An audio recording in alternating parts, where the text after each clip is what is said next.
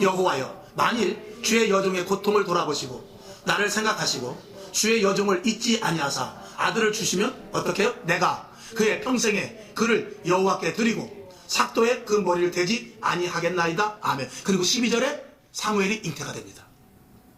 그는 평생을 기도했어요. 하나님께서 듣지는 않으셨어요. 응답이 올 텐데 안 합니다. 얼마나 가슴이 아픈지. 엘리제사에 너 술 취했구나. 성전에 술 먹으면 안 되지. 아무리 속상해서 술 먹으면 안 돼. 그럴 정도로 그는 마음이 정말 뒤틀릴 정도로 이 마음속에 곤고하고 한이 있는 여자입니다. 그런데 어느 날 한참 기도를 하다 보니까 하나님께서 응답을 주시는 거예요. 하나님, 내가 아들을 낳으면 내가 하나님께 드리겠습니다. 그 음성이, 그 약속이 나오기를 하나님이 기다린 거예요.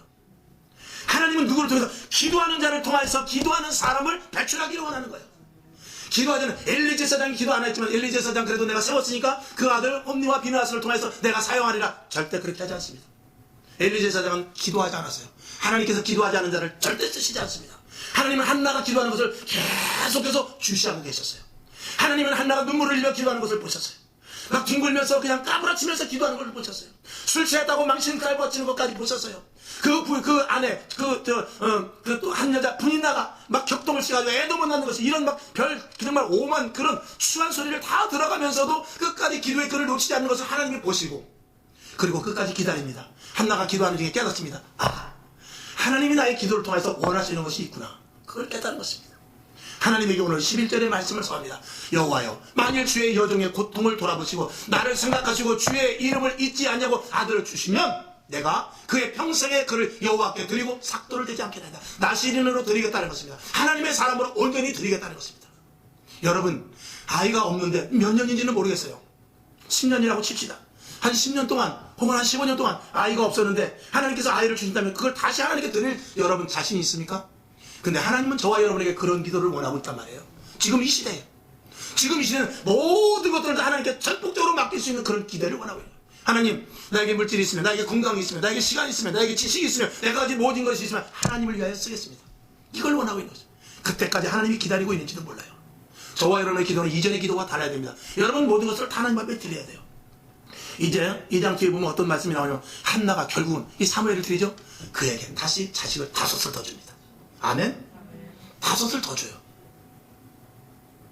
그가 그 사무엘을 그냥 취해서 아들로 살았으면 더 이상 자식은 안 줬을지도 몰라요. 사무엘을 좋겠을지도 모른단 말입니다. 근데 그게 응답을 받은 거죠. 그리고 응답받은 그대로 사무엘을 하나님께 완전히 드려버리고 저 때문에는 다시는 쳐다도 안 봅니다.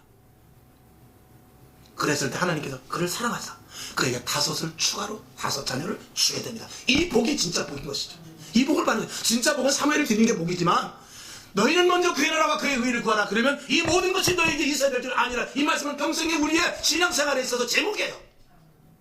그가 사무엘을 드렸더니 하나님께서는 그를 권고하시고 그를 사랑하시고 그를 깊이 생각하셔서 진짜 네가 약속을 지켰구나. 내가 너에게 더 자식을 주겠다 해서 5을 더 주게 됩니다. 얼마나 기뻤겠어요. 내가 평생 아이를 못 낳을 줄 알았는데, 내가 평생 이대로 끝날 줄 알았는데, 이 군인 나한테 그렇게 격동을 당해가면서 이렇게 어려움을 당할 줄 알았는데, 그러면 아들 하나 낳은 걸 하나님께 드렸으니 얼마나 쓸쓸했겠어요.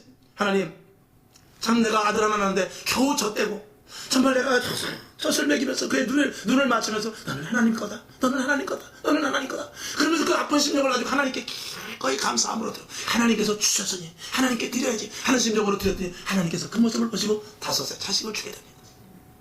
이게 신앙생활의 원리입니다. 이게 기도하는 자의 축복이고 하나님의 계획 속에서 하나님의 일들로 말미암은 자의 삶입니다. 하나님의 삶 속으로 들어가는 것이죠. 하나님의 계획 속으로 들어가는 거예요. 하나님이 원하는 대로 행했던 자가 이게 하나가 되는 것입니다. 그 일은 기도하는 자만이 할 수 있습니다. 내 마음대로 사는 것이 아니라 기도했더니 하나님의 계획 속에 싹 들어가 버려서 하나님의 축복 안에 들어가고 하나님의 계획 안으로 들어가 버리게 되는 것이죠. 이렇게 하라고 우리를 부르신 거예요. 여러분, 하나님은 오늘도 저와 여러분의 기도를 듣기를 원해요. 기도를 듣는데 여러분의 응답이 안 됩니까? 하나님께서 여러분에게 꼭 들어야 될 소원과 제목이 있을 줄 믿어요. 그 기도를 하시기 바랍니다. 모를 수도 있어요. 더 기도하면 오늘 11절과 같은 이 내 속에서부터 성령으로 말미암아 하나님 앞에 간구가 나오게 되는 거예요. 그리고 그대로 순종할 때 하나님께서는 하나들이 아니라 6을 갖게 되는 놀라운 축복이 있게 되는 것이죠. 그리고 그 사무엘을 통해서 다윗 왕을 세우는 놀라운 역사가 나타납니다. 사무엘이